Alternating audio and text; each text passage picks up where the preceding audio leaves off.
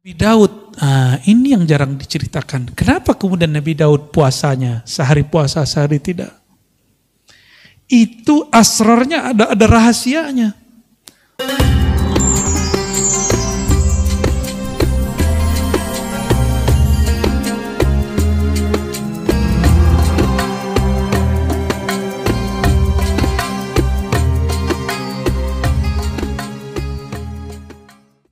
Ada cara paling ringkes.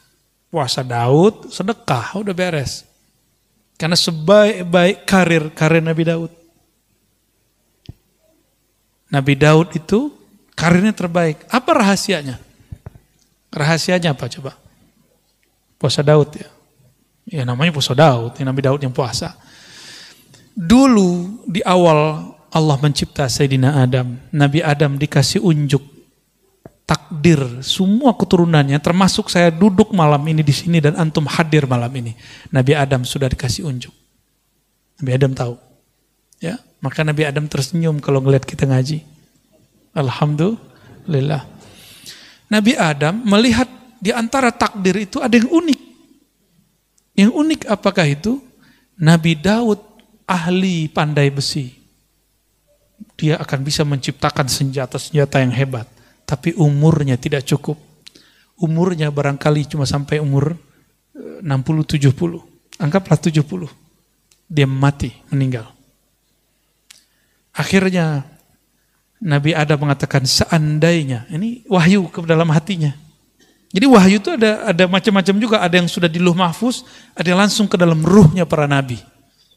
Ini tingkatan-tingkatan wahyu Pak. Yang sudah sampai, jadi Allah berkalam ke Lauh Mahfuz, itu babnya kudrat iradat. Kita sebut takdir. Ada yang masuk ke dalam ruhani para nabi dan para wali. Nah, ini namanya bukan takdir, namanya rahmah.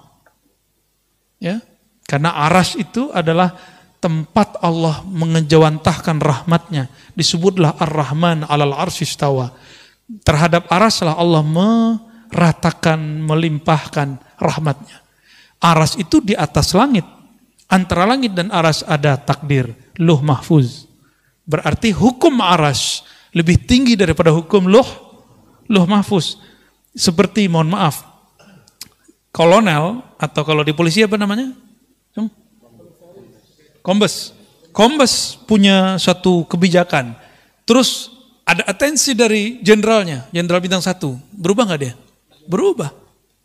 Di dunia aja begitu, gimana di langit enggak? Ini kan cuma imitasi yang di sana.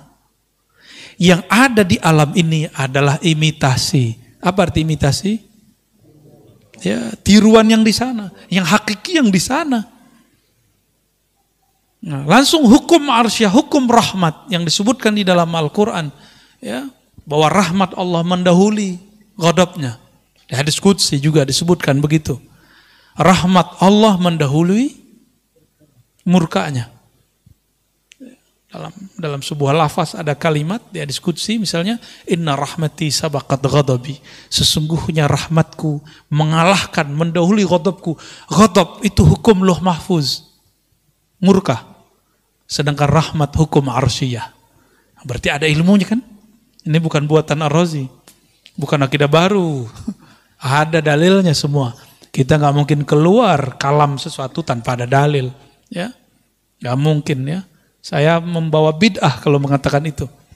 Sayyidina Adam alaihissalam kemudian mengatakan, ya Rabb, ini kan bisa diilhami. Berikanlah 30 tahun umurku, anugerahi untuk anakku.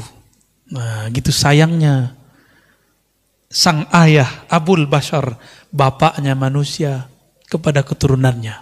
Benar nggak sayang sama anak? Kita ngeliat anak kita sakit, apa kita ngomong, ya Allah, kalau kau mau ambil saya aja. Kira-kira begitu. Ya, ini kok ada ya orang ngomong, ya, terhadap orang yang pernah belajar sama dia, ente murtad, ente kafir, kan aneh kan? Kan nggak pantas begitu. Berarti dia nggak pernah merasa jadi guru yang sebenar-benarnya, karena guru yang ada mengayomi, mendoakan kebaikan, bukan memvonis. Ya. Aneh kalau itu terjadi. Seorang Abul Bashar, karena guru itu Abul Ilm, Abu Talamiz, Abul Muridin, Guru itu adalah ayahandanya seorang murid. Nah, Nabiullah Adam alaihissalam mengatakan, ya Allah berikanlah 30, nyawanya dikasih. Bukan hanya doa, nyawa dikasih Pak. Antum ada yang begitu? Saya melihat sosok itu ada di Imam Sya'rani.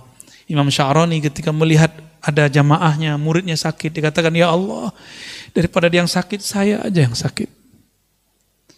Ada muridnya ketimpa apa, masalah apa, selalu mengatakan, ya Allah, takdir dia pindahkan kepadaku, biar aku yang nanggung, kalau dia nanggung dia kafir. Dia putus asa kepada rahmatmu. Dan saya ketemu beberapa wali-wali begitu di negeri ini. Di negeri ini Pak.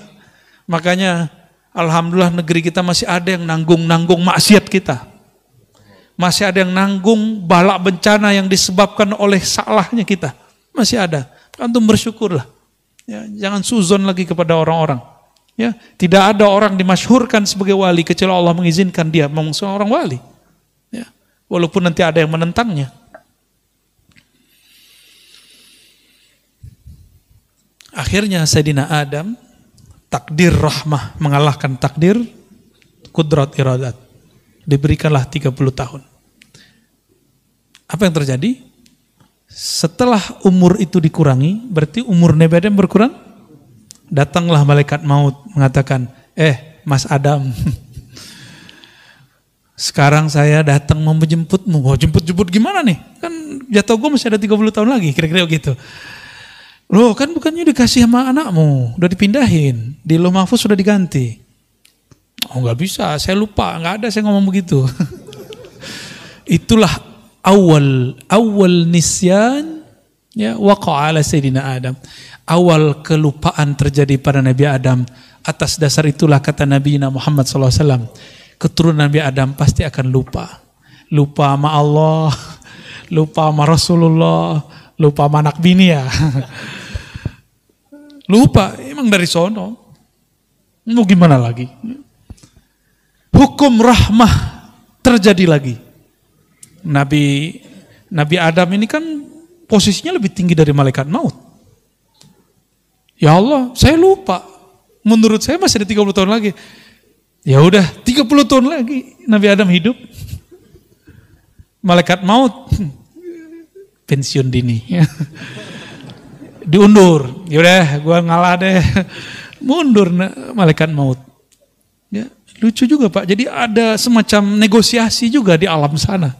Ya, menarik nggak cerita begitu? Dongeng apa lagi nih Arazi? Hadisnya sahih kok. Cuma saya ceritakan dengan bahasa kita malam ini. Itu aja bedanya. Ya. Terus Nabi Daud. Ini yang jarang diceritakan. Kenapa kemudian Nabi Daud puasanya sehari puasa, sehari tidak? Itu asrarnya ada rahasianya. Untuk menebus hukum rahmah itu, as-saumu li, puasa itu milikku. Milikku ini hukum rahmah. Maka cara Sayyidina Daud untuk berterima kasih kepada Allah, berterima kasih kepada Nabi Adam, dia berpuasa, puasa Daud. Jadi antum kalau mau ada yang diniatkan ya untuk memperpanjang sesuatu, ini kita buka aja rahasianya ya. Ingin mendapatkan sesuatu ya sifatnya duniawi atau ukhrawi, bahkan makom kewalian. Puasa Daud. Ya, tapi niatnya saya sarankan supaya nggak kena kitab ini. Ya Allah, aku niat puasa Daud karena Engkau saja. Kalau jabatanku dinaikin ya alhamdulillah, rezekiku dilancarin ya alhamdulillah. Yang penting aku karena Engkau. Jika nanti antum puasa Daud rezekinya nggak nambah, jangan berhenti puasa Daudnya. Karena kita puasa bukan karena rezeki, kita puasa karena Razzaq, bukan rezekinya. Kita bukan penyembah rezeki, kita penyembah Allahur Razzaq. Jabatan kita malah kemudian turun. Kata Ustadz ini katanya bisa bikin naik. Malah gak naik-naik. Malah jatuh. Berarti ada rahasia lain. Rezeki kita gak kemana-mana. Banyak orang yang diturunkan di jabatannya. Kalau dia husnuzon, tunggu lahazat. Beberapa saat saja. Sebulan, 2 bulan, bahkan tidak lama. Allah carikan ganti yang lebih indah. Selalu begitu. Akhirnya Sayyidina Daud seumur hidupnya dia berpuasa. Berpuasa sehari, puasa besok tidak, untuk kompensasi hukum rahmah.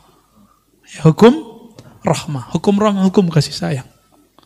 Ya, supaya tanda terima kasihnya nyambung kepada Allah SWT. Ya. Sudah pernah dengar masalah ini sebelumnya? Ya, udah kali ya. Bentar ini dituduh bid'ah lagi.